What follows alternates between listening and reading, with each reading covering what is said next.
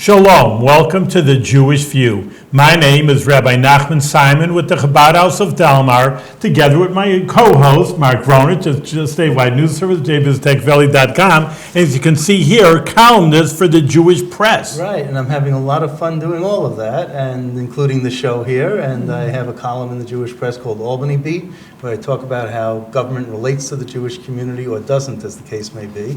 But one of the one of our good friends to the Jewish community is with us today, Congressman Paul Tonko. Hello, Mark. Hello, Rabbi. Well, how are you? Everything is good. So good to see you again. Thank It's you for good to coming be with back, you. a return guest. Yeah? So, how have you been?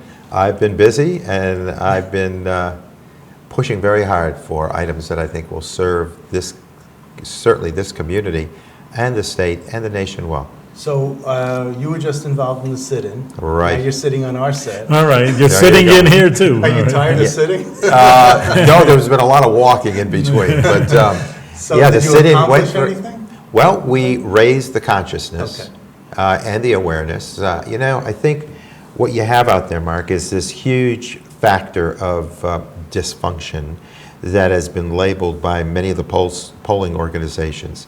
But people got to see what that dysfunction is about, that there's a group looking to move progressive, common sense ideas forward, and a recalcitrance from others. And so that gives more definition to the delay for progress. And I think it's good for people to understand just what is happening and is not happening based on various elements within the House. Now, while you were in the Assembly for over 2 decades, I believe? 25 years. Yeah, Wow, only a that's quarter of long. a century you were in the State Assembly. Did you have to put it in Yeah, I those had to terms? put it in those Yeah. Okay. Now, if you ever saw the opposition party have a sit-in, I mean, most that they do is they may have a lot of speechifying, but they constrain. I Right. mean, and you were in the majority in the Assembly. What would you say to them? You'd say, well, Well, I think it would you know. speak to an order of frustration, not by legislators per se, but on behalf of constituents. Think of the Newtown parents as a group Okay, tell that's been that. impacted. Well, what were you sitting in for? What was the issue you Okay, were sitting? there were 2 bills that we see as common sense bills that speak to gun violence prevention. Okay. And, we've had a number of mass murders.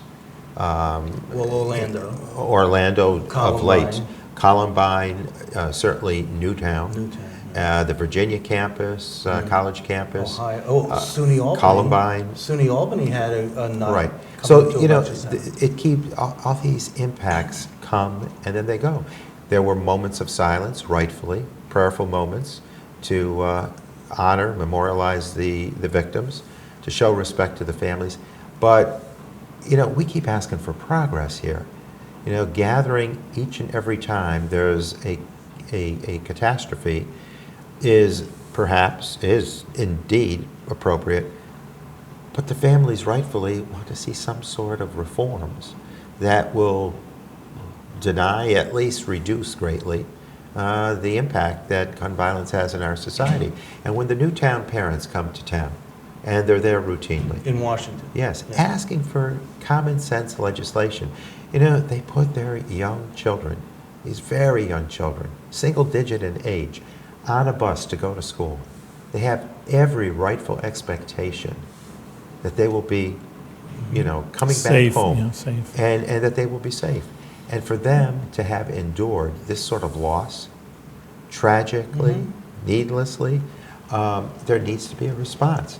And so the 2 measures that we're asking to bring to the floor for a vote, just identify yourself with these issues. I'm not saying they will necessarily pass, but constituents across the country need to know what 435 people as representatives are. And, there's a no-buy, no-fly measure. Yeah. If you're deemed too dangerous to board a plane because you're on a terrorist list, why can you legally purchase a gun? Legally purchase a gun.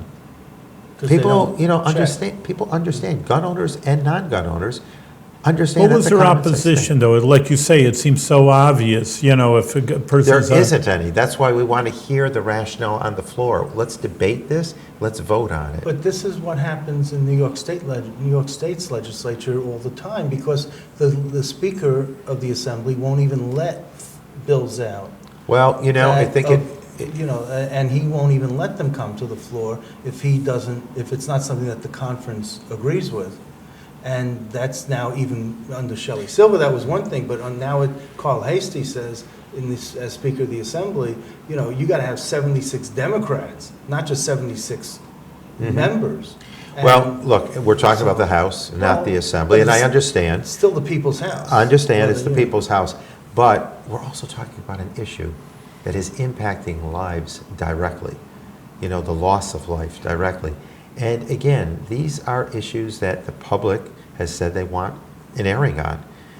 The other measure that closes loopholes on background checks. If I purchase a gun in a shop, Yeah, I have to have a background check. okay. If I go online, there's no backup check requirement. If I purchase at a show, no back.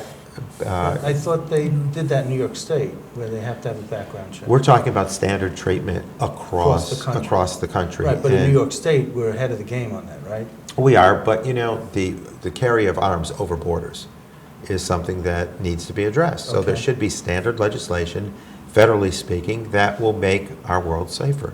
And after witnessing over 100 lives being impacted, changed forever, if not lost, too early in life, it's a tragedy that needs to have a response, and that shows respect to the loved ones who are tortured by this treatment.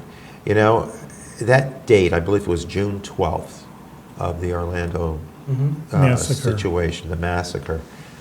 There were 42 other incidents. 4 people in a family in Albuquerque, a young man in Baltimore. That didn't get and the really list goes more on. than local coverage. Right. But it tells you what carnage there is out there in any given day. Why do you Well, think they that is? really- And when we were kids, and nothing like this ever happened. I mean, I don't There's know, a- I'm trying to put a finger on it, you know what I'm saying? It wasn't reported the People way it is didn't today. have 40 people killed when we were, Right. I I think, never heard of such a thing. there's become, I think, almost a cultural thing where there's, we witness in this presidential election year, there's a lot of reach to fear and anger and hatred and division. And it's a societal impact that is causing people to respond in a React, very yeah. aggressive manner. Just the other night in the news, when they showed the Capitol in California, at San Jose, and conflict came. Sacramento Yeah. and San Jose. Or, excuse me, not San Jose, Sacramento, I'm sorry. Sacramento. And, again, even the newscasters forewarned that it might be a little upsetting to view the film that they had. But, outbursts with, again, extreme thinking and, very assertive You're right, it comes quality. to in the presidential election, I see that. There's always obviously going to be conflict, and that's our society between Democrats and Republicans. That's our society, let them debate, but civilly, that's... Exactly, the but now civility there's is lost. Yeah, Well, I know. there are members in any legislature, not just the House, where they don't want to be on record voting, for or against a certain bill. So that there's so charged measures that they, especially in an election year as this is, that they really don't want to have their yay or nay recorded. Maybe an off-year election, like next year, might work better for them. I mean, Well, let me legislature answer that with a happens. question. Do you think that the public has a right to know where they're coming from, what they're thinking? That's up to them to ask them when they come back to their districts. Yes. I think they have a right to know, But and they all should- we're saying is, just bring it to the floor for a vote. It's been stalled for far too long, and every time you have to face these families and loved ones, it's embarrassing, it's hurtful, Oh, I And so out of understand. respect here, we should bring this to the floor. Okay. So let me ask you about opioid abuse. Yeah. Because that could be tied in with gun violence, Yeah, right.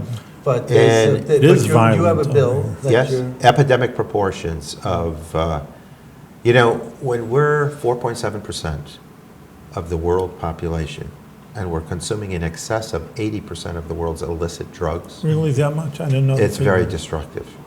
And, you know, I think we've all witnessed it in our neighborhoods, our communities, perhaps in Yeah, our for sure. families.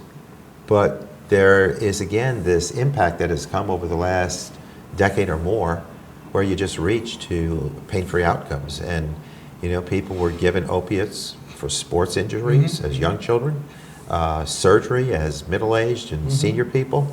And we then become a little more alerted to the fact that this can be damaging because of the long-term consequences. People are given a random number of tablets, 30. What happens to those tablets you don't use? Are they getting into the wrong hands? Are they being flushed into our environment? So there are a lot of concerns here. And, you know, and I was just going to state that while that culture developed to administer, distribute, dispense these opiate-type medications, we began to understand that it was very painful. People were hooked. We had a 3-bill package in the New York State legislature that got passed. And one of them was to limit the number of tablets that can be Per prescribed. prescription, From right. Instead of 30 to maximum 7. Right. If you need more than 7, you go get a refill. Right. And you let your doctor decide whether you should have a refill. Yeah, and similar efforts are underway in Washington, but I think what is important to know, and I've visited with addicts to better understand, you know, what those dynamics are about. First and foremost, it's an illness. Addiction is an illness. And until we see it as such, we don't approach it with the appropriate mindset. Second of all, physicians are capped at how many patients they can work with, how many they can dispense to. And it was capped at 100 artificially. And it becomes apparent that the doctors that we do have are at their saturation point. And addicts looking to treat their illness with buprenorphine or whatever are impacted because it takes forever to find someone that is available, who is not at her or They his got to go threshold. into the street. So what we did was lift to 250 rather than 100 patients, and then beyond that, added to the community that can address the issue, not just doctors, but physician's assistants and nurse practitioners with the appropriate training and certification. So now you've broadened the audience that can respond to the addict community, and you've raised the cap. So there's a lot more service potential there. So when you say service potential, are you talking about treatment?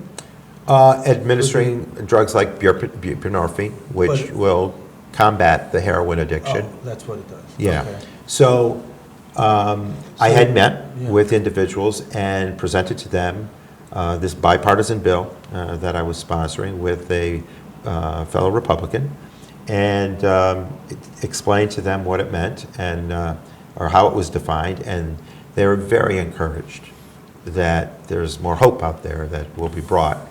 Let me to the ask you situation. something. You also, there's another point which, I mean, maybe it's impossible to deal with, but it's just the policing. I mean, it's coming from somewhere, and I don't know, I mean, maybe it's too huge to, you know, because everybody Well, in there's- there, you know, I'm just get the FBI on it, or, I mean, you're a congressman. Well, there's Just- definitely a supply and demand relationship here. But again, some of this was encouraged without knowing what the consequences might be down the road. And as we learned all too painfully, the lessons didn't come quick enough so that a problem did develop. And, you know, as people perhaps would be limited even in their opiate prescription amounts, they then realized they needed that assistance, and then heroin, being as cheap as it is, was made available, and then the reach was to the heroin. And so now we've got a compounded situation. But as I presented to the addicts, it was just days later, in my travel, in fact, to Washington to vote, that I was informed they were gutting the language in the bill that provided the resources.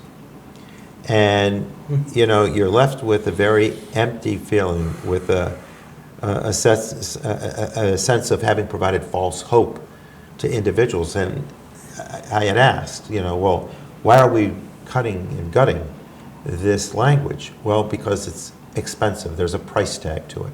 Well, what do you think happens when you raise a cap from 100 to 250? What do you think happens when you add to the physician community, physician's assistants and nurse practitioners?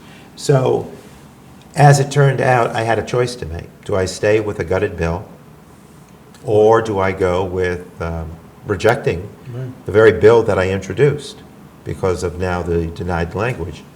And I chose to stay with it for the only fact that I can be at the negotiating table and try and bring some sense back to the discussion.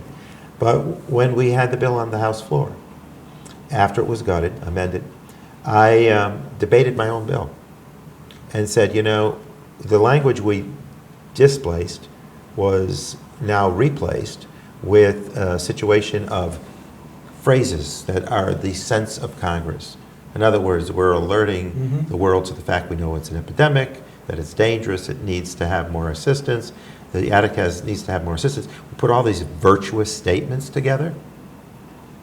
That is really bad. That's window dressing in its worst format. And so as I combated this on the floor, I said, I read all the sense of Congress. I said, if Congress had sense, they would support this with the resources it requires. This is pain and suffering with individuals who now need this requirement. So how much was the dollar amount, that the fiscal impact? I don't remember what it was for the various levels because there were different thresholds. Are we talking billions? Yes. Yeah, billions of dollars. Right, but again, what is the price tag of not doing something? We have $1 trillion budget, so I mean, there's, you talk about these numbers and it all Billion makes here, sense. billion there. Yeah. Right. But who carried the bill? I mean, you say it's your bill, but you're in the minority. So Right, Dr. Bouchon, Congressman Bouchon and myself. Bouchon. Yeah. He's an MD from, I believe, Kansas, Kansas, and he's a Republican? Yes. Oh, Kansas, yeah, I guess. They don't grow Democrats in Kansas, no. Right, but we worked in earnest, the two of us, to try and make a difference. And he's a medical doctor. Yes. And he's very serious about trying to get something done. But again, everything you work on. Did you tap him on the shoulder and say, hey, look, I got this bill and I'd like for you to help me with it? No, they know. I've been part of an addiction caucus as a leader there to try and address the illness of addiction. And that's an extension of my work on mental health in general. That you knew him. And we got collaborative in our efforts. That's great. And wanted to get something done. And we're very thrilled about it. And then it was a dejected feeling to know that you're saying you acknowledge there's a problem, you acknowledge you have a solution, you acknowledge a willingness to do something, but now... And and in the end, you voted for the bill? No, I voted against, but then, okay. I want to be at the table so that we can... you can have your say and try to, get as much as you can. Okay. So supported the bill in its context, right, but made statements on the floor that we need to get the resources here for it to be meaningful. So now when you go and have a bill like this, do you say, and our New York governor and our New York state legislature led the way where we did this and we did this? I'll do that at times. I'll talk about the New York experience, and so many times New York is ahead of the game. Well, when I got like there, we are now with this issue. Yes, but when I got to town 4 terms ago, 8 years ago, nearly 8 years ago, it was amazing how many people came to you about issues and what you were going to do. They were theorizing a vote coming. How are you going to? I said, we've already addressed it in New York. So sometimes we don't see how visionary, perhaps, or forward-thinking, or progressive we are here in New York. But these are situations that have a high degree of urgency. We know that Congress is gridlocked. We know Albany, the Senate and the Assembly, to some extent, is gridlocked. I mean, we've seen fewer two House bills this year than any other year in the past 20-some-odd years. A lot of one House bills, a lot of rhetoric, a lot of talk, speechifying, but the bills that can get to the governor's desk they were few and far between this year. But do you think that you're more gentlemanly in the Congress than they were in the assembly during your time? It's hard to tell. There's a lot of acrimony at every step of the way. What I have done, Mark, in my situation, I'm on Energy and Commerce. Yes. There's probably some 50 of us or so in round numbers. I'm not certain of the, Yeah, that's all right. don't have it at my fingertips. We don't need exact. But a microcosm, a Yeah. gross microcosm of the House, of the body. Uh-huh. I've made it my goal to reach out to individual Republicans to go to dinner. I just get to know our districts, our needs, our own personal drives, and to find those strands of commonality. So if I want to go to dinner with you, I got to get elected to Congress? Is that? No, Take them out to dinner. no. Just joking. No. So We'll let them buy. But anyhow, I do that as an exercise so that, you can't legislate personal behavior. Yes. We can try and put some sort of, structured communication together, but it also works best when you get to know folks. Yes, it does. And I'm doing my best to do that. And that's what Ted Kennedy did also. Really. And I'm finding it fun, And Moynihan. I'll go to dinner with folks from Texas or from Missouri or from they say showman. Pennsylvania and Ohio, and you get to know them, their district. Right. And is it a guarantee? No, but now that bonding gets all the stronger. And it takes time, it takes effort, and, And there's not much free time available. And do but- they kvetch? Like they say, oh, this is my situation, and you think you got it so good on your side, but we don't have it so good on our side. You should only know from this, Well, they are interesting conversations, I will tell you. There's a little division within tents, so, but I think it's been helpful Okay. and certainly not hurtful, and I think definitely helpful. And we've been able to move forward, and I tell them what my priorities are for the committee, and I ask theirs, and it begins the dialogue, and dialogue can solve a lot of things. Absolutely. Now, I wanted to ask you about this. You were named to the conference committee for the energy bill. Now, for everyone who's probably watching, they have no idea what I just said. Oh, So, sure. So, because you don't have a conference committee in the assembly.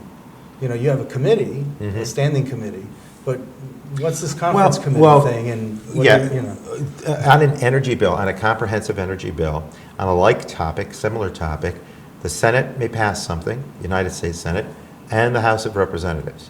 And we need to merge those two somehow into a same-as bill. So the process is to develop a group of conference people, committee. a group of legislators. And you pull a small number from the Senate. from the majority and the minority in each house, Okay. and they will be the conference team. And I was pleased to be named a conferee. We'll begin work probably this summer, or if not fall at the latest. And we'll begin to look at omissions and reforms within the packages that we approved in our respective houses, and then hopefully bring that into a grand compromise and be able to move forward with a bill that then the president hopefully would support.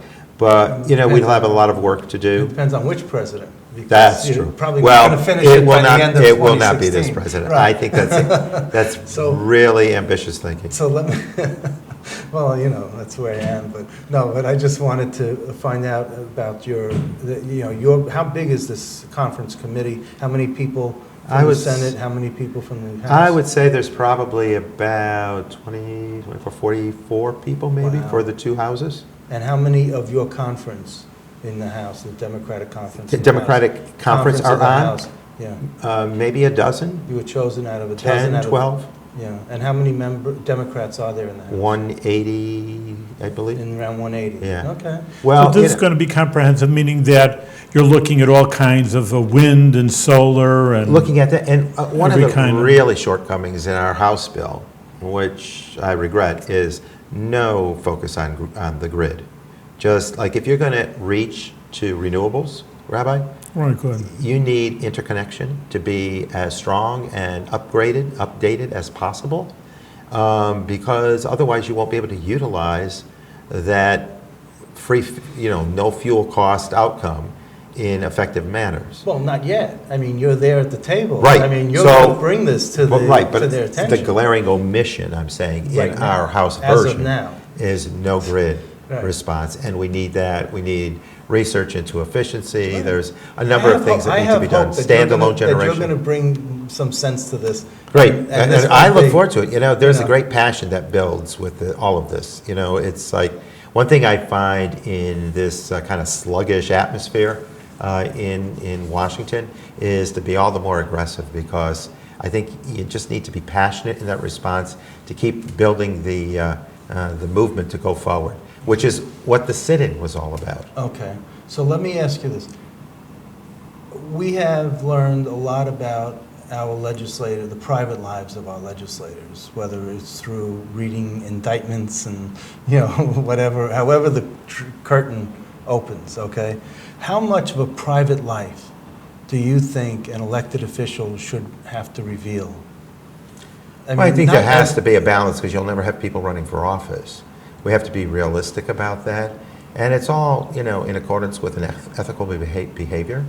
You know, if... But I'm talking about, you know, at the bottom of everyone's bio, they say, I'm married, my wife, so-and-so, and my kids, and my grandkids, and blah, blah, blah. I mean, they put some personal information out there. Yeah. But how much into the private life of You know, I think a that person that should... cuts it well. I think that, you know,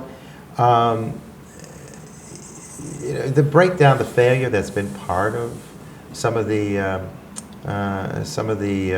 last couple of years is all about bad judgment, unethical behavior. Okay, aside from the criminal side. Yeah. I'm just talking about the No, I average, think- everyday yeah, elected official. Should they be an open book personally? Should they, you know, Yeah, I in think- the county legislature, they put their home address. And when you get to the state level, they don't put their home address. When you get to the Congress, they tell you, don't even put congressional plates Yeah. on your car. Yeah. So- you know, I think we have to be, I think what we've done in the past was fine. And, you know, to go beyond some of that, you know, again, where there should be a right to privacy, so that addresses and stuff don't Right. have to be shared to that nth degree. Well, You and know, they we have can- offices where people are approachable, and I think they could get it off your election, your petitions. yeah, there's Your- no, on your with petitions they have, technology, right? it's very difficult to, But Hide yeah, yourself. because you put your home. But is there anything that the public doesn't know about you, and after No. 30 years of No, being in or office, 40-some. 40-something 41. years, that you would like No. to tell them that you don't know? No, I mean, people know you, they know you as their representative, as a friend, as their neighbor. We've worked on several situations together. And, you know, it's just a good feeling to know that there's a trust and an order of responsibility that's been exchanged. You know, just in the last minute, though, of course, what's dear to our hearts is the state of Israel, and even in New York, in the assembly, that they had connection to Israel, but surely as a congressman, maybe you're not on the armed services, but, you know, we're always concerned about the peace and the security of the state of Israel. And the foreign aid that's been part of it, been working closely with them. And certainly Israel is a leader in clean energy and innovation and efficiency. And so we can take many lessons from our ally Israel in terms of how they've had to respond, perhaps with a greater sense of urgency than even us, with our concerns about climate change and about Water supply. and the threats to fossil-based fuels that have been our reliance. And we know that we can do things in an improved format, in a way that enables us to maintain the reliability and capacity issues for our generated supply. Excellent. And is there a Jewish caucus or something, or? No, I stay close to Clover. organizations that... No, but there's, like, we have the Jewish Legislators Association, Assemblyman Chuck Levine is the head of that, but is there a Jewish caucus of some sort in the House? No, a lot of that is addressed through, like, either the Progressive Caucus or through various clusters that people form. They get together with friends, have discussions, you know, a lot of opportunity to think tank with your colleagues. But I thought there was a Jewish House caucus. I wasn't. They don't may think so. I not be, never heard of it. and I just might have been dreaming it. That's fine. Yeah. But I didn't look it up ahead of time. Let's put it that way. Oh, there you go. It wasn't something I was. Well, I can Do tell his you there are a research. number of forces that equate you to the, you know, to the issues and the proposed solutions so and what works you well. wrote something very quickly on your about the Arctic and how green it is and not icy anymore. Well, But- the climate change. And then you're looking at the rainforest and how that's changed also. So everything is, And even between those Yeah, right. situations, I mean, what we've seen in West Virginia with heavy torrential Flooding, rains yeah. and flooding that I think was the 12th worst in our nation's history. When you look at the droughts in the Southwest. right. Well, we had and the- Hurricane Sandy and fires. Irene and Lee and. Yeah, and we've seen these expressions out there by Mother Nature that ought to But alert us. But I really want to talk about, because they were dramatic photos that you had on your Facebook page about how green the Arctic is. And I think those are the telltale factors that remind us that climate change as a concept is real and that we need to respond to it. And if we think that, the whole carbon emission issue is something we can just take lightly, buyer beware, because the methane situation that would follow would be even more complex. You know, we're out of time, but it was so good to have an annual you. report from our local Thank you, congressman. And we wish you great success. You're doing great Thank work you. for the people. Thank you, And Rabbi. do it with good health. Thank you, Mark. Okay, Okay. welcome back. Thank you. Always a pleasure.